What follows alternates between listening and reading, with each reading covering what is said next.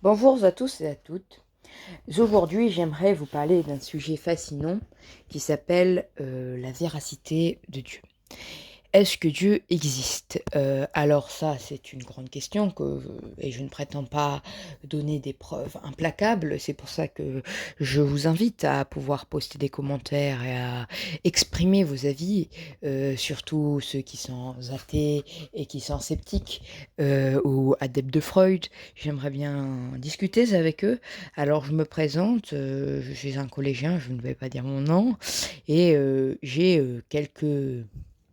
j'ai lu quelques petites histoires qui pourraient peut-être vous inciter à croire en Dieu ou en tout cas à en discuter. La première, ça va être la première preuve que j'aimerais exposer, c'est ce qu'on appelle la cause à effet. Alors, qu'est-ce que c'est la cause et l'effet? Eh ben, ça explique que tout a une cause, que chaque chose a une cause, donc que notre univers a une cause. Alors, lors du Big Bang, qui se situe vers environ 13,5 milliards d'années, il y a 13,5 milliards d'années, il y a eu ce qu'on appelle le Big Bang.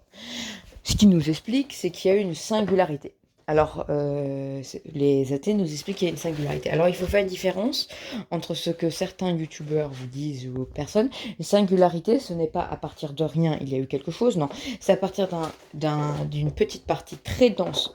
Ce qui explique, c'est qu'à partir d'une zone très très dense, très chaude, il y a une explosion. Et cette explosion a permis de créer l'univers. Alors, ma question, c'est d'où vient cette singularité? Ça implique une cause, forcément. Et donc, une cause, je ne sais pas si c'est peut-être un dieu. Mais là, ça renvoie plus à une force du type bouddhiste. Puis après, quand on regarde la deuxième preuve, c'est on regarde la probabilité. La probabilité que notre univers soit fait comme on le voit, avec des vies complexes, avec tout plein de choses qui sont extrêmement complexes, vous le savez. Par exemple, si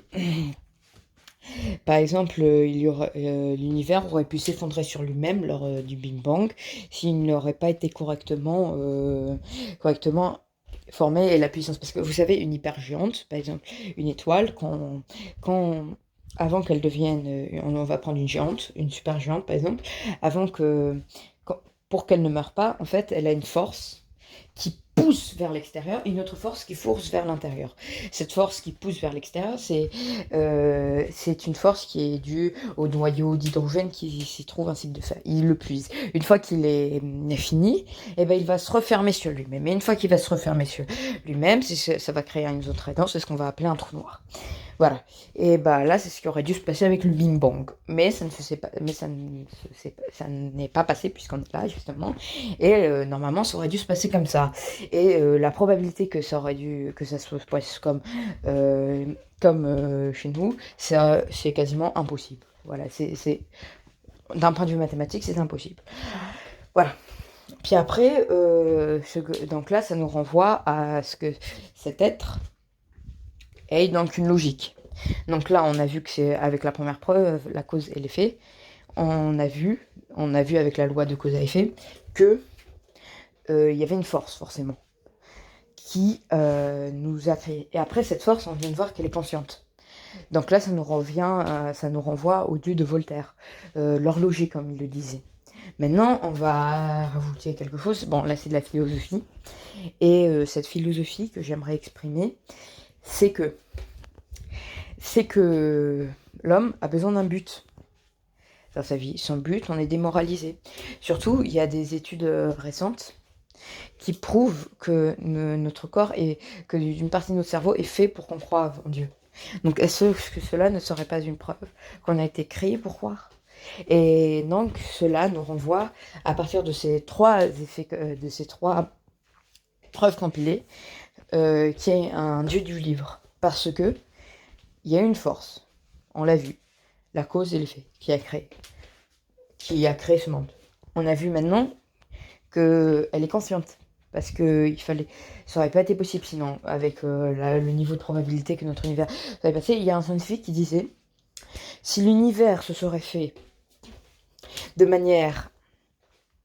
La probabilité que cet univers soit fait au hasard, c'est comme si on mettrait une flèche, une cible à l'autre bout de l'univers, et que là, nous, sur Terre, on tirait une flèche et que cette flèche atteigne ça aurait été tout bonnement impossible. Donc là, on vient de voir Donc ce Dieu peut penser, est logique. Mais là, donc là, c'est le Dieu des philosophes. Puis après, on a rajouté enfin, bon, c'est de la philosophie, que l'homme a besoin d'un but. Et que donc, et aussi un peu de science, parce qu'on voit aussi que notre corps et une partie de notre cerveau nous pousse à croire. Et donc, cela prouve qu'il y a un Dieu. Voilà.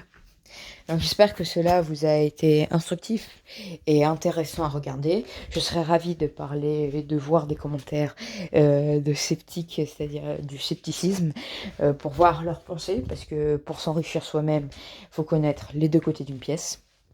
On peut pas. Et bon, je regarde j'ai lu quelques livres de scepticisme, mais et d'athéisme et athéisme. Et j'aimerais bien donc avoir leurs avis si cela ne leur dérange pas et ne leur prend pas trop de temps. Merci à tous et à toutes de m'avoir écouté et au revoir.